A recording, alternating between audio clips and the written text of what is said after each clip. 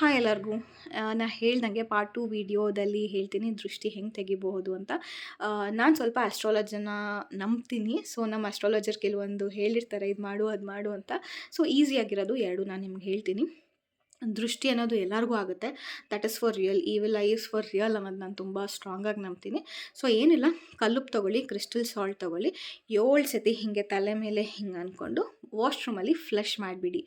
ಇಲ್ಲ ಅಂತಂದರೆ ನಿಂಬೆಹಣ್ಣಿಗೆ 7 ಕ್ಲೋವ್ ಹಾಕಿಬಿಟ್ಟು ಅದ್ರ ಮೇಲೆ ಸ್ವಲ್ಪ ಕರ್ಪೂರ ಉದುರಿಸ್ಬಿಟ್ಟು ಅದನ್ನು ಕ್ಲಾಕ್ ವೈಸ್ ಹೀಗೆ 7 ಸತಿ ಮಾಡಿ ದೃಷ್ಟಿ ತೆಕ್ಕೊಳ್ಳೋದ್ರಿಂದ ನಮಗೆ ಆಗಿರೋ ದೃಷ್ಟಿ ಎಲ್ಲ ಹೋಗುತ್ತೆ ಅಂತಾರೆ. ಮೇಜರಾಗಿ ದೊಡ್ಡವ್ರ ಕೈಯಲ್ಲಿ ತೆಗೆಸ್ಕೊಳ್ಳಿ, ಇಲ್ಲಾಂದರೆ ನಿಮಗೆ ನೀವೇ ತಗೊಳ್ಳಿ.